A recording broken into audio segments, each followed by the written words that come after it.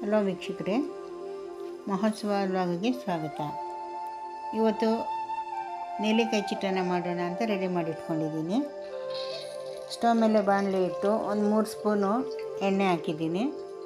ಎಣ್ಣೆ ಹಾಕಿ ಒಂದು ಸ್ವಲ್ಪ ಕಡಲೆ ಬೀಜ ಒಂದಷ್ಟು ಹಾಕಿದ್ದೀನಿ. ಸ್ವಲ್ಪ 1-2 ನಿಮಿಷ ಹುರ್ಕೊಳ್ಳೋಣ. ಕಡಲೆ ಬೀಜ 1-2 ನಿಮಿಷ ಹುರಿದಾದ್ಮೇಲೆ ಅದ್ರ ಜೊತೆಗೇ ಸ್ವಲ್ಪ ಗೋಡಂಬಿ ಸೇರಿಸ್ಕೊಳ್ಳೋಣ.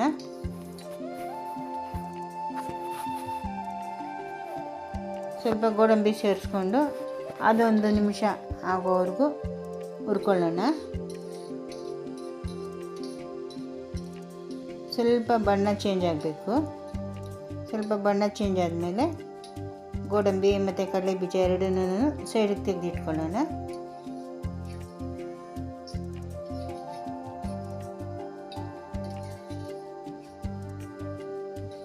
ಎಲ್ಲ ಸೈಡಿಗೆ ತೆಗೆದಿಟ್ಕೊಳ್ತಾ ಇದ್ದೀನಿ.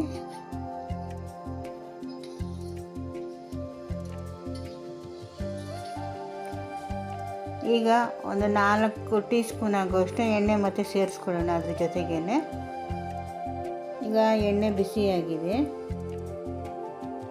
ಎಣ್ಣೆ ಕಾದಿದೆ. ಈಗ ಸಾಸಿವೆ ಮತ್ತು ಜೀರಿಗೆ ಸೇರಿಸ್ಕೊಳ್ಳೋಣ.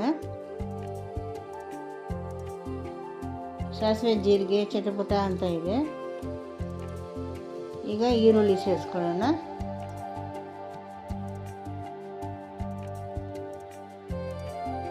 ಒಂದು 3 ಈರುಳ್ಳಿ ಉದ್ದುದ್ದಕ್ಕೆ ಕಟ್ ಮಾಡಿ ಇಟ್ಕೊಂಡಿದ್ದೀನಿ, ಸೇರಿಸ್ಕೊತಾ ಇದ್ದೀನಿ. ಅದನ್ನು 3 ನಿಮಿಷ ಚೆನ್ನಾಗಿ ಫ್ರೈ ಆಗಬೇಕು. ಹಸಿ ವಾಸನೆ ಎಲ್ಲ ಚೆನ್ನಾಗಿ ಹೋಗ್ಬೇಕದು.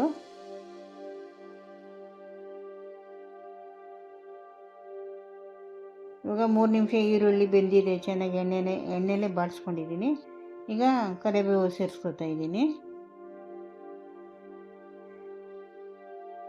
ಕರಿಬೇವು ಸೇರಿಸ್ಕೊಂಡು ಒಂದು ಬ್ಯಾಡಗಿ ಮೆಣಸಿನ್ಕಾಯಿ ಮತ್ತು ಒಂದು 4 ಹಸಿಮೆಣಸಿನ್ಕಾಯಿ ಉದ್ದುದ್ದಕ್ಕೆ ಕಟ್ ಮಾಡಿಕೊಂಡು ಸೇರಿಸ್ಕೊತಾ ಇದ್ದೀನಿ.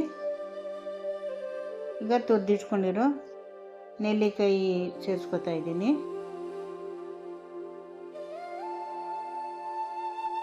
ಅದೊಂದು 2 ನಿಮಿಷ ಚೆನ್ನಾಗಿ ಎಣ್ಣೆಲೇ ಫ್ರೈ ಆಗಲಿ.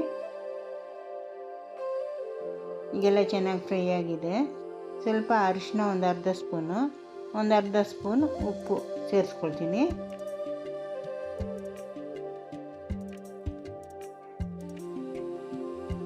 ಉಪ್ಪು ಅರಿಶಿನ ಸೇರಿಸಿದ ಮೇಲೆ ಸ್ವಲ್ಪ ಚೆನ್ನಾಗಿ ಮಿಕ್ಸ್ ಮಾಡ್ಕೊಳ್ಳೋಣ. ಆ ನೆಲ್ಲಿಕಾಯಿಗೆ ಉಪ್ಪೆಲ್ಲ ಸರಿಯಾಗಿ ಹಿಡಿಬೇಕು.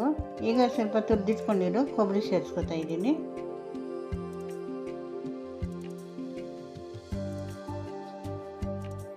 ಆ ಕೊಬ್ಬರಿನೂ 1 ನಿಮಿಷ ಫ್ರೈ ಮಾಡ್ಕೊಳ್ಳೋಣ.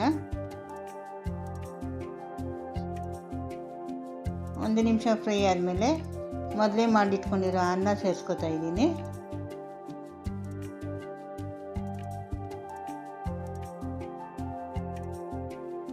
ಈಗ ಅನ್ನ ಮತ್ತು ನೆಲ್ಲಿಕಾಯಿ ಗೊಜ್ಜಿದೆಯಲ್ಲ ಎಲ್ಲ ಚೆನ್ನಾಗಿ ಹೊಂದ್ಕೊಳ್ಳುತ್ತೆ ಅಂತ ಚೆನ್ನಾಗಿ ಮಿಕ್ಸ್ ಮಾಡ್ಕೋಬೇಕು.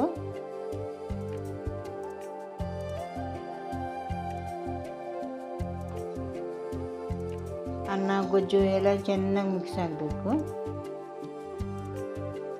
ಈಗ ಹುರಿದಿಟ್ಕೊಂಡಿರೋ ಕಡಲೆ ಬೀಜ ಮತ್ತು ಗೋಡಂಬಿ ಇತ್ತಲ್ವಾ, ಅದನ್ನು ಸೇರಿಸ್ಕೊತಾ ಇದ್ದೀನಿ. ಅದಾದಮೇಲೆ ಕೊತ್ತಂಬರಿ ಸೊಪ್ಪು ಕಟ್ ಮಾಡ್ಕೊಂಡು ಇಟ್ಕೊಂಡಿದ್ದೆ, ತೊಳೆದು ಕಟ್ ಮಾಡ್ಕೊಂಡಿದ್ದೆ, ಅದನ್ನು ಸೇರಿಸ್ಕೊತಾ ಇದ್ದೀನಿ. ಇವಾಗ ಅದೆಲ್ಲ ಸ್ವಲ್ಪ ಚೆನ್ನಾಗಿ ಮಿಕ್ಸ್ ಆಗೋ ತನಕ ಮಿಕ್ಸ್ ಮಾಡೋಣ. ಕಡಲೆ ಬೀಜ, ಗೋಡಂಬಿ, ಕೊತ್ತಂಬರಿ ಸೊಪ್ಪು ಮತ್ತು ಅನ್ನ ಎಲ್ಲ ಚೆನ್ನಾಗಿ ಮಿಕ್ಸ್ ಆಗಲಿ. ಈಗ ಒಂದು ಲೆಮನ್ ಕಟ್ ಮಾಡಿಕೊಂಡು ಲೆಮನ್ ಜ್ಯೂಸ್ ಸೇರಿಸ್ಕೊತಾ ಇದ್ದೀನಿ. ಒಂದು ಕಾಯಿ ಪೂರ್ತಿ ಕಟ್ ಮಾಡ್ಕೊಂಡಿದ್ದೆ, ಪೂರ್ತಿ ಕಾಯಿಲಿರೋ ಜ್ಯೂಸ್ ಎಲ್ಲ ಸೇರಿಸ್ಕೊತಾ ಇದ್ದೀನಿ. ಲೆಮನ್ ಜ್ಯೂಸ್ ಸೇರಿಸಿ ಆದಮೇಲೆ ಅದನ್ನು ಚೆನ್ನಾಗಿ ಮಿಕ್ಸ್ ಮಾಡ್ಕೋಬೇಕು.